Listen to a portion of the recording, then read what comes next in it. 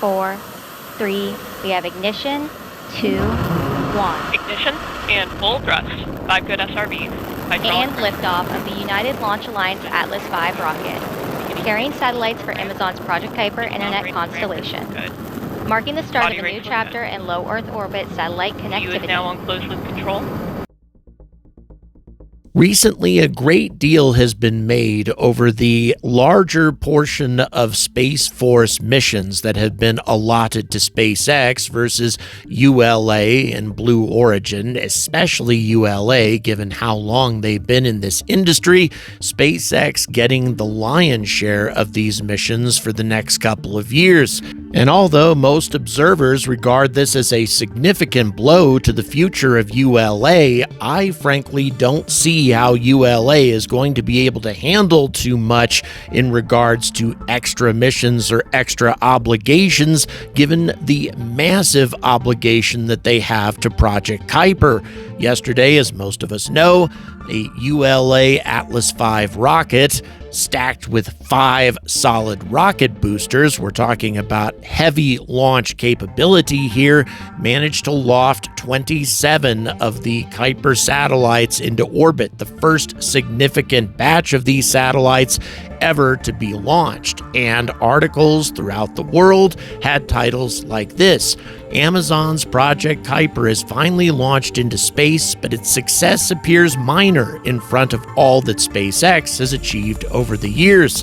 And this is certainly true. But although Kuiper has a lot of catching up to do, their market positioning, given recent political decisions that Elon Musk has been making, is actually pretty strong. If it weren't for the fact that Amazon has to play catch up on 2 different levels, not only in terms of trying to get their satellites deployed to at least try to compete against SpaceX, but also because it has taken so long to get this first batch deployed, Amazon needs to get 58 more launches just like this one taken care of in the next 15 months, or they're going to be in really big trouble.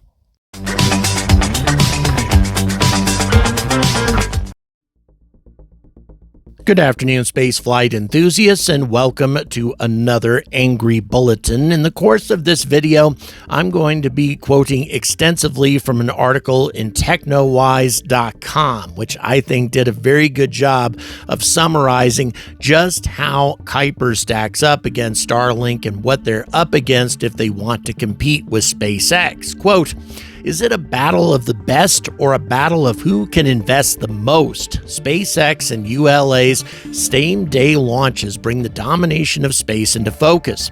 Project Kuiper versus Starlink. Both projects have seen a successful launch, but the scale of their success is dramatically different. A few hours ago, Amazon's Project Kuiper launched 27 satellites into space, deploying the first batch of its broadband internet constellation into orbit. The launch of Amazon's satellite internet service was largely a success, but it wasn't the only major launch of the day. SpaceX sent up 2 successive launches into orbit, with 2 Falcon 9 rockets deploying 27 and 23 Starlink satellites consecutively. SpaceX has already established its satellites before this, so it was no great task for the company to achieve. But as Amazon challenges Starlink, the fight to dominate in the realm of broadband satellites has truly begun. But who's gonna come out on top? SpaceX and ULA's same-day launches have generated considerable excitement amongst the public, and it's not just because of the benefits of broader online connectivity that'll be offered to them. Seeing billionaires go head-to-head always presents some good entertainment for most, just to see who comes out on top. Recently, SpaceX and Musk reaped the rewards of good publicity after a successful launch to retrieve 2 astronauts apparently stuck in space, although that's not the best explanation of what was going on there, but still, that's how it was seen. Whereas Jeff Bezos launched a group of wealthy women into suborbital space and billed it as the first all-female space mission since Valentina Tereshkova, and received considerable backlash from the left and the right. However, all that having been said, Blue Origin's trip to space was successful as the women landed back safely on the ground, and the launch of the Project Kuiper's 27 satellites is another indicator that the new Amazon-led initiative is also primed for success. But coming back to the point at hand, Project Kuiper versus Starlink, what do we know about the broadband satellite launches? Well, obviously, yesterday's launch marks the start of the Kuiper broadband constellation, so its coverage is far behind SpaceX and isn't going to scale up to its rivals' ambitious goals anytime soon. As a matter of fact, Project Kuiper only plans to deploy 3,232 satellites in low Earth orbit total, and that's substantially less than what SpaceX already has in orbit.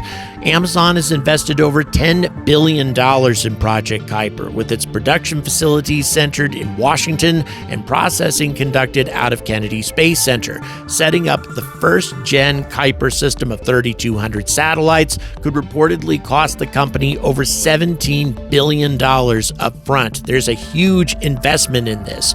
Also, unlike SpaceX, Amazon satellite internet services come as a collaboration between many different launch providers, such as ULA, who's handling the lion's share of this, Arianespace, and of course Blue Origin, which is also owned by Jeff Bezos. The Amazon Project Kuiper launch promises to bring affordable terminals under $400, which is about the same that Starlink offers, with speeds of up to 100 megs per second with smaller dishes and up to 1 gig per second with larger ones. Now, one important difference is that Kuiper satellites orbit at a height of over 600 kilometers, which is substantially higher than most Starlink satellites, which orbit anywhere from 340 kilometers to 550 kilometers. This may have an impact in terms of internet speed, packet delivery speeds, and latency, but also Kuiper satellites may be able to provide a larger area of coverage because of a higher orbit. Now, there is obvious benefit of integration with Amazon's web services for edge computing, so there will be some advantages in terms of what Kuiper can offer from a comprehensive standpoint, especially to underserved regions. And considering anti-Musk sentiments right now across the globe, Amazon could definitely benefit from that backlash. A Project Kuiper versus Starlink launch comparison wouldn't be complete without acknowledging SpaceX's successful launch as well. The company is more familiar with the process and has had many five-star satellite launches in the past. Starlink satellites are routinely launched at regular intervals, with the most recent one being on April 28th of 2025. In other words, yesterday, the same day that Kuiper launched, except they carried out 2 Falcon 9 launches, not just one. SpaceX currently has over 7,200 satellites in orbit, almost double the total number of Kuiper satellites that will be deployed when the constellation is complete, and has a goal to launch up to 42,000 satellites. Just insane. The company already serves 5 million customers in over 70 countries. As you can see, Kuiper has lots of catching up to do. Not much is known about the exact scale of investments in Starlink, but SpaceX has multiple other projects with government support. The company, for example, secured a $5.9 billion Pentagon contract and is a front runner for the so-called Golden Dome missile defense project. Of course, all of us know SpaceX has a lot going on. They are the world leaders in spaceflight. And as I've already suggested, right now SpaceX has established services that have already been used and appreciated, while Amazon still has yet to find a customer base and prove itself to the world. Obviously, the reusable Falcon 9 gives it an edge over its competition in terms of price, whereas Amazon and Kuiper have to rely on external collaborations when it comes to launches. When it comes right down to it, Kuiper is almost single-handedly keeping ULA ULA in business. There are so many Kuiper launches that are dedicated to either ULA Atlas V launches or to Vulcan Centaur. But before we get to the most significant challenge that Amazon is going to face with Kuiper deployment and the deadline that they're facing right now, let's have a quick look at the merch that is now available on this channel. We have reopened the store. Want to give you a quick look in case you haven't already seen it. New merch! We have reopened the store. Look at these. Look at the quality of this stuff. Just beautiful. Look at that. Oh yeah, look at that. You know what? Unlike Teespring, unlike these other sorry companies, these logos don't wash out. The material is so comfortable. Look at this. If you're into asteroids, check this out, baby. In 2029, kiss your asteroids goodbye.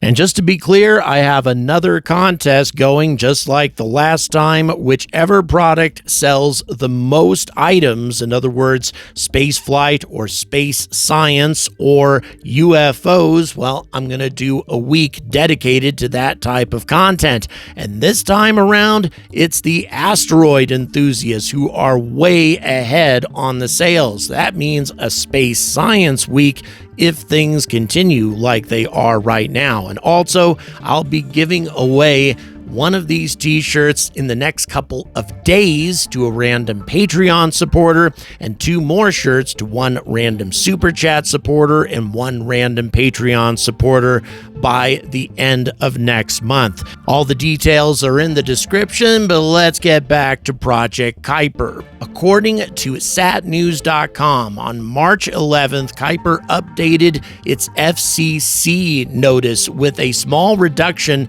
of the constellation's number of craft to be orbited. Kuiper now says it only wants 7,736 total satellites, and that's in the long run, down 38 from its earlier plan. But back in July of 2020, Kuiper received authorization for an initial constellation of 3,236 craft, the number that we were talking about before, but with a requirement that at least 50%, now 1,616 satellites, must be in orbit by July 30th of 2026. The remaining 50% must be orbiting by July 30th of 2029. So logistically, Kuiper is facing a nightmare. It reserved 9 launches on the huge Atlas V Vulcan Centaur rocket from United Launch Alliance, but the rocket has not flown since January of 2024. That is, since this last launch. How rapidly can ULA